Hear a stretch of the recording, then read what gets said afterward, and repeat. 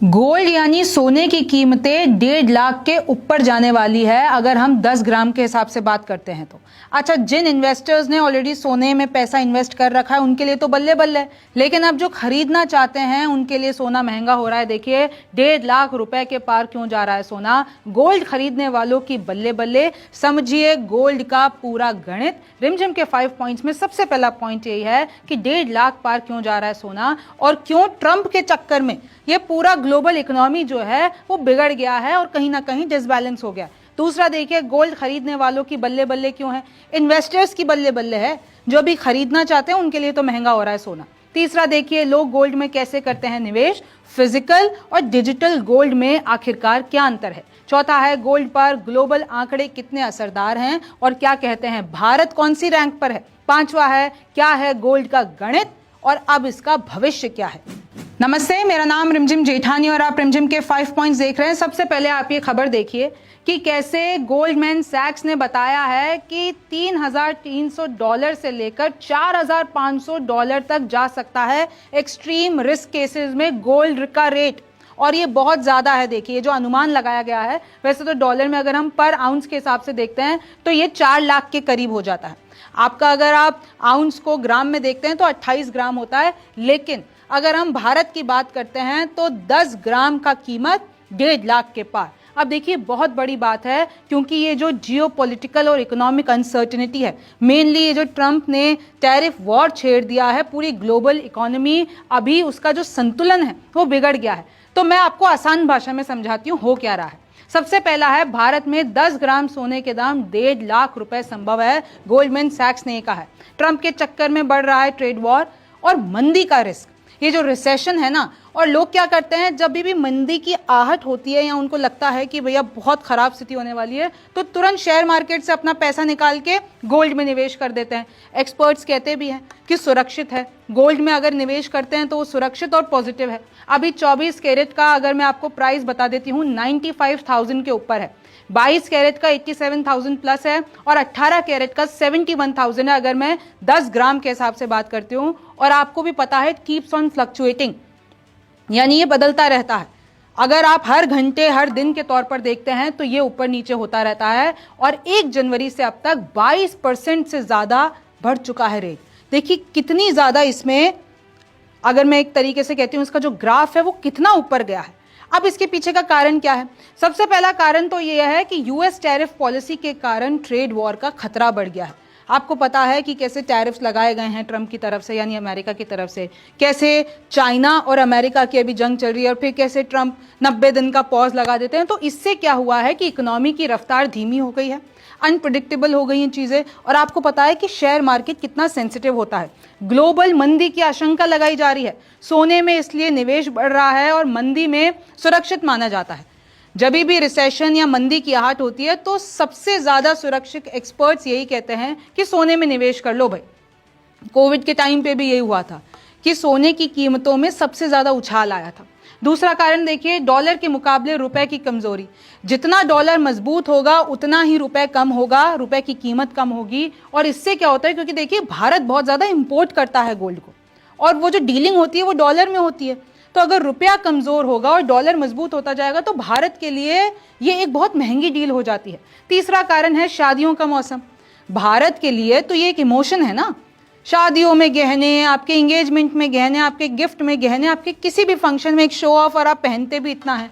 तो इस तरीके से देखिए 3 बड़े कारण हैं। और इनफैक्ट कुछ ज्वेलर्स ये भी बता रहे हैं कि अभी इतनी हाई रेट्स चल रही है फिर भी जो लोगों की लेने की संख्या है वो बहुत ज्यादा है, चाहे हाई रेट्स हो लेकिन लोग लगातार ले रहे हैं। और भारत में तो देखिए चाहे आप श्रृंगार ले लीजिए, चाहे बचत ले लीजिए, चाहे इन्वेस्टमेंट ले लीजिए, एक तरीके का इमोशन है, भावना है, स्टेटस सिंबल है कि हमारे पास इतना सोना है। किसी को तोहफा देना है तो वो भी उसके लिए सबसे जो है बहुत ही बेहतरीन तोहफा माना जाता है। तो देखिए इस तरीके से आप देखिए ये जो आंकड़ा है वो चिंता बढ़ा रहा है भारत के लिए। गोल्ड खरीदने वालों की बल्ले बल्ले कैसे। अब जिन इन्वेस्टर्स ने गोल्ड खरीद रखा है कम कीमतों में पहले, और अगर आप देख रहे हैं और पढ़ रहे हैं कि 4 लाख रुपए तक जा रहा है मामला, तो भाई इन्वेस्टर्स की तो बल्ले बल्ले। आपने अगर 1 लाख के नीचे खरीदा है तो आज उसका आप देखिए 4 गुना आपको उसका पैसा मिल सकता है। अब भारी मुनाफा होगा। और अब जो लोग नहीं खरीद पाए अभी, तो अगर आप खरीदने की प्लानिंग कर रहे हैं आज या फिर आगे आने वाले दिनों में, तो उनके लिए हो सकता है कि भाई वो महंगा हो जाए, उनको महंगे में डील करनी पड़ेगी। जब बाजार गिरता है लोग सोने में निवेश करते हैं, ये मैं आपको पहले ही बता चुकी हूँ, कुछ दिनों की पहले की बात है। 55,000 रुपीज तक पहुंच गया था रेट, सोचिए इतना कम। और लोगों ने अनुमान लगा लिया था कि जैसे 5 साल पहले गोल्ड की कीमतें थी वैसे हमारी हो जाएंगी, तो आप और ज़्यादा खरीद सकते हैं। लेकिन जैसे ही वो 2 दिन खत्म हुए, वापस एक अनुमान आता है और गोल्ड की प्राइसेस ऊपर चली जाती है। 2023 में भारत ने 3 लाख करोड़ से ज़्यादा का सोना आयात किया था। एक तो भारत के साथ यही है कि हम इतना इंपोर्ट करते हैं, इतना हमारा पैसा टैक्स में चला जाता है, खरीदने में चला जाता है, तो उससे ट्रेड डेफिसिट जो है वो भी बढ़ता है और ये रुपए को कमजोर करता है। सरकार को मजबूरी में कर्ज लेना पड़ता है और इससे टैक्स बढ़ता है, यानी मिडिल क्लास पर सीधा हमला होता है। अब देख लीजिए लोग गोल्ड में कैसे करते हैं निवेश। अगर आपने पहले नहीं किया होगा तो मैं आपको बता देती हूँ, 3 तरीके होते हैं। एक तो आप फिजिकल गोल्ड ले लें, एक आप डिजिटल गोल्ड ले लें। अगर मैं आपको स्पेसिफिकेशंस बताऊंगी, लेकिन आप ये तीनों कैटेगरीज देख लीजिए। पहला है फिजिकल गोल्ड, दूसरा है डिजिटल गोल्ड और तीसरा है ETF यानी शेयर्स। अब ये होता है फिजिकल गोल्ड में, एक तो जो बेस प्राइस है आपको वो देनी पड़ती है, फिर उस पर कस्टम ड्यूटी लगती है, फिर उस पर GST लगता है, फिर उसमें और कोई चार्जेस हैं, आप देख लीजिए कोई वेस्टेज चार्ज है इधर, फिर मेकिंग चार्जेस। ये जो मेकिंग चार्जेस है ना फिजिकल गोल्ड में, अगर आप कोई गहना देखिए, अगर आप बिस्किट के फॉर्म में ले रहे हैं, सिक्के के फॉर्म में ले रहे हैं, तो फिर भी उसमें मेकिंग चार्जेस इतना बड़ा फैक्टर नहीं होता। लेकिन अगर आप ज्वेलरी की तरह ले रहे हैं, पहनने की तरह, तो वो जो मेकिंग चार्जेस होते हैं, वो जो कारीगरी होती है, उसमें सबसे ज़्यादा पैसा लगता है और वो एक तरीके से वेस्ट ही समझ लीजिए। अब डिजिटल गोल्ड में देखिए, आपको बेस प्राइस देना है, GST देना है, कुछ और कोई चार्जेस होंगे वो देने हैं, और आपको इसमें मेकिंग चार्जेस नहीं देना है।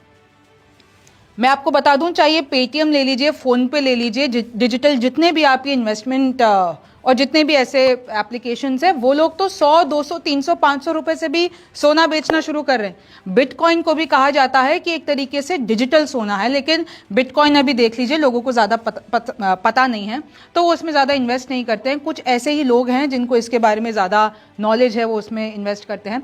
अब एक है जिसका ट्रेंड बहुत ज़्यादा बढ़ रहा है, वो है ETF, यानी आपका सोना ऑन पेपर्स है, शेयर्स में है, उसमें आपका सिर्फ बेस प्राइस लगता है और कुछ चार्जेस लगते हैं, उसमें GST भी नहीं लगता। तो इसका ट्रेंड बढ़ता जा रहा है। लोग समझ रहे हैं भाई ऑन पेपर, आजकल जो अर्बन लोग रहते हैं तो वो पहनना पसंद नहीं करते हैं, वो एज एन इन्वेस्टमेंट लेते हैं कि हमारे पास सोना ऑन पेपर होना चाहिए। और सरकार की एक बड़ी स्कीम भी आई थी इससे रिलेटेड, हालांकि उसको अब रोक दिया गया है क्योंकि वो घाटा हो गया था। लेकिन देखिए इस तरीके से ये जो शेयर्स मार्केट में सोने में निवेश करना, ये बहुत ज़्यादा बढ़ रहा है। अब बात कर लेते हैं कुछ ग्लोबल आंकड़ों की, ग्लोबल ट्रेंड्स की, और भारत वहां पे कहां खड़ा है। अगर मैं गोल्ड इंपोर्ट्स की बात करती हूं तो भारत या तो फर्स्ट नंबर पे रहता है या सेकंड नंबर पे रहता है, और यह है 802 टन पर ईयर, यानी चाइना और इंडिया एक या दूसरे नंबर पे रहते हैं इंपोर्ट्स में, यानी हम बाहर से सोना मंगाते हैं। गोल्ड एक्सपोर्ट्स में हम 20 या 25वें नंबर पे रहते हैं, क्योंकि देखिए हमारा प्रोडक्शन इतना है नहीं। और अगर इसको फिगर में देख लेते हैं तो $146 मिलियन, और मेनली ये जो इस पूरी कैटेगरी में सबसे बड़ा जो एक्सपोर्ट्स में है तो वो है स्विट्जरलैंड। अब गोल्ड रिजर्व ऑफिशियल आंकड़े बताते हैं कि हम लोग 7th नंबर पर हैं देश में, यानी RBI के पास जो सोना है वो है 853 टन, और भारत इसमें 7वें नंबर पर है, और USA सबसे ज्यादा है जिसके पास 8,000 टन से ज्यादा गोल्ड रिजर्व है। गोल्ड कंजप्शन ज्वेलरी में हम लोग फर्स्ट पे हैं, आपको पता है भाई भारत में तो ज्वेलरी एक बहुत बड़ी भावना है, वो आप भी समझ सकते हैं, मुझे आपको समझाने की जरूरत नहीं है। गोल्ड कंजप्शन में भारत पहले नंबर पे है, 563 टन। एक मैं रिपोर्ट पढ़ रही थी, उसमें ये लिखा हुआ था कि भारतीय महिलाओं के पास 11% ज्यादा सोना है as in a form of jewellery. अगर हम दूसरे देशों से कंपेयर कर लेते हैं तो भारतीय महिला सोने के मामले में, यानी ज्वेलरी के मामले में, दुनिया में सबसे ज्यादा मालामाल ले लीजिए आप। अगर आप यहां पर देखेंगे gold in temples and house holds, अभी तो जो हम रिजर्व की बात कर रहे हैं ना, गोल्ड रिजर्व की बात, तो भारत 7th नंबर पे है। लेकिन जो हमारा मंदिरों में सोना है, अगर हम वो भी जोड़ लेना, जो हमारे हाउस होल्ड्स में सोना है, टेम्पल्स में सोना है, जमीन के अंदर सोना है, उन सबको जोड़ ले तो भारत पहले नंबर पर आएगा। गोल्ड माइनिंग रिजर्व्स में हम 14th या 16th नंबर पर हैं, यानी 700 टन्स। और इसमें जो टॉप कंट्रीज हैं वो हैं ऑस्ट्रेलिया, रशिया और साउथ अफ्रीका। ये हैं कुछ ग्लोबल आंकड़े। अगर आप आगे देख लेते हैं कि इंडिया को क्यों इतना सोना पसंद है और क्यों हमारी इकोनॉमी इससे डैमेज हो रही है। इंडिया देखिए ज़्यादा प्रोड्यूस नहीं करता है गोल्ड, हम लोग इंपोर्ट करते हैं। और क्योंकि हम लोग इंपोर्ट करते हैं 800 प्लस टन अ ईयर, तो हमारा ये तो देखिए डोमेस्टिक प्रोडक्शन आप नेग्लिजिबली मान लीजिए। तो हम ये जो सोना है वो डॉलर्स में लेते हैं, रुपीस में नहीं, और इससे हमारा रुपया कमज़ोर होता है और इससे ट्रेड डेफिसिट गिरता है, इससे हमारी इकोनॉमी भी गिरती है। No return on investment, stocks और इंफ्रास्ट्रक्चर को हटा देते हैं तो देखिए गोल्ड सिर्फ लॉकर्स और टेम्पल्स में एक पर्सपेक्टिव देखते हैं तो वहीं पर रहता है, तो उसको एक तरीके से आप डेड कैपिटल मान सकते हैं। कोई वो जॉब क्रिएट नहीं कर रहा है, कोई प्रोडक्ट या सर्विस नहीं दे रहा है। हालांकि जिस देश के पास रिजर्व है, गोल्ड रिजर्व, वो उसकी ताकत माना जाता है। आपने वो सीरीज देखी होगी मनी हाइस्ट, अगर आपने देखी है तो उसमें भी ऐसा ही होता है कि अगर किसी देश के पास रिजर्व है तो दूसरे देश भी उसको लोन देने में हिचकिचाते नहीं हैं। लेकिन अगर पता चले कि इस देश के पास तो रिजर्व ही नहीं है, सोना एक स्टेटस सिंबल भी कि हमारे पास इतना सोना है, तो अगर हमें पता ही नहीं है कि कैसे आप किसी देश के पास रिजर्व नहीं है, तो फिर ग्लोबली उसको उस नज़र से नहीं देखा जाता है, लोन देने में भी लोग कतराते हैं। तो एक सोना देख लीजिए, अगर आपके पास सोना है और अगर एक्सचेंज मनी नहीं है तो आपका जो रेपुटेशन है वो थोड़ा ऊपर रहता है। Government bleeds through subsidies and policies. अब बहुत सारी ऐसी सब्सिडीज हैं, पॉलिसीज है जो गवर्नमेंट लाती रहती है ताकि ये जो इकोनॉमिकल फ्लो है वो चलता रहे। लेकिन आप ये ग्राफ देखिए, ये थोड़ा सा कट गया है, लेकिन मैं आपको बताऊं कि कैसे गोल्ड ने इन्फ्लेशन यानी महंगाई को भी आउट परफॉर्म कर दिया। 2024 की बात करते हैं तो गोल्ड रिटर्न 24% से 30%। और एक हाल ही में रिपोर्ट भी छपी थी कि अगर हम आप दूसरे इन्वेस्टमेंट्स को देख लेते हैं तो गोल्ड का रिटर्न हमेशा सबसे ज़्यादा होता है। एक्सपर्ट्स ने भी ये माना है और आंकड़े भी ये कहते हैं, चाहे आप म्यूचुअल फंड्स ले लीजिए, शेयर मार्केट ले लीजिए, लेकिन ये जो गोल्ड का रिटर्न होता है उसमें बहुत फ़ायदा होता है। और अगर हम ये ग्राफ देखते हैं जो कटा है तो देखिए किस तरीके से फ्लैट था पहले। अगर मैं इंडिया की प्राइजेस बताती हूँ गोल्ड के मामले में और पर ग्राम के हिसाब से, तो कैसे फ्लैट फ्लैट फ्लैट होते हुए वो एकदम ऊपर पहुंच गई है आज। और अब अनुमान ये लगाया जा रहा है कि इससे भी ज्यादा पहुंचने वाली है। क्या है गोल्ड का गणित और भविष्य? अगर हम थोड़ा इतिहास में जाते हैं, ग्रंथों में जाते हैं, तो हजारों साल पुराना है ये इतिहास। चाहे हमारे ग्रंथ देख लीजिए, चाहे हमारे धर्म से रिलेटेड, हम लक्ष्मी जी की पूजा करते हैं। और अगर मैं आपको वेस्टर्न वर्ल्ड्स का भी इतिहास बताऊंगी, वो आगे मैंने लिख रखा है। इंसान इसे पूजता भी है, पहनता भी है और छुपाता भी है। कहते हैं ना कि सोने में इन्वेस्टमेंट कभी किसी को बता के नहीं करना चाहिए, ऐसे कहते हैं लोकली, कि फिर वो सोना बिकता ही बिकता है। अब तक दुनिया ने खोदा 2,44,000 मेट्रिक टन सोना, और इससे बहुत ट्रिलियन की मात्रा में हमारी पृथ्वी पर सोना है। लेकिन इंसान अभी तक ये जो आप मात्रा देख रहे हैं उतना ही खोद पाया है। मतलब अगर हम इसका कंपेयर करते हैं तो आपका एक जो पूरा ओलंपिक का पूरा वो स्विमिंग पूल होता है वो भर जाएगा। तो अभी हमने बहुत कम परसेंट उसको खोदा है, और जो हम बात कर रहे हैं जो अभी तक अनएक्सप्लोर्ड है वो न जाने कोर के बहुत अंदर है, तो उसको प्रैक्टिकली निकालना पॉसिबल नहीं है। कुछ साइंटिस्ट तो ये भी कहते हैं कि भाई हम सोने के पीक पे हैं, यानी हमने जितना सोना निकालना था वो निकाल दिया है, अब हम इससे ज़्यादा नहीं निकाल सकते।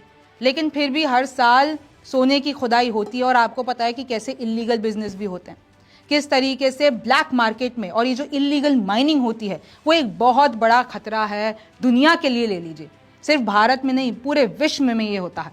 एक्सपर्ट्स गोल्ड में निवेश सबसे सुरक्षित और पॉजिटिव मानते हैं, हमेशा ट्रेंड इसका ऊपर रहता है। और अगर हम इतिहास की बात कर ही रहे हैं, वैसे तो पूरा इतिहास नहीं बताऊंगी, अगर आप नॉर्मली कोई भी AI या गूगल पे भी चले जाते हैं और हिस्ट्री ऑफ गोल्ड लिखते हैं, चैट GPT पे भी चले जाते हैं, तो वो आपको पूरा बताएगा कि कैसे एंशिएंट टाइम से, ओरिजिन से लेकर आज तक सोना ट्रैवल करता आया और किस फॉर्म में। मैं सिर्फ एक छोटा पार्ट आपको बता रही हूँ। 4600 BCE सबसे भाई एक चमकती हुई धातु देखी इंसान ने, और बोला कि यार ये तो बड़ा शाइनी चीज़ है, ये क्या है। और उसके बाद से ये जो शुरू हुआ और सबसे पहला बुल्गारिया में ये पाया गया था। फिर देखिए इजिप्ट में किस तरीके से गोल्ड आया और फ्लैश ऑफ द गॉड्स कहते थे, टूम्स में, रिचुअल में, पावर में इसको इस्तेमाल किया जाता था। आपने बहुत सीरीज देखी होंगी। इंडिया में देख लीजिए, हमारे कल्चर का ये आप मतलब इंडिया और सोना अलग नहीं कर सकते, एकदम जुड़ा हुआ है। रिचुअल्स हो गया, वेल्थ हो गया, और still top global gold consumer हैं हम। तो आप अंदाजा लगा लीजिए कि भारत के लिए सोना कितना महत्वपूर्ण है। चाइना, ये लोग डेकोरेशन में यूज करते हैं, टायोइस्ट एल्केमी में यूज करते हैं, और इसको इमॉर्टैलिटी से भी जोड़ते हैं। ग्रीस और रोम में ले लीजिए, gold becomes currency and a symbol of status. तो ये जो सोने की कहानी है ना, खत्म नहीं होने वाली है।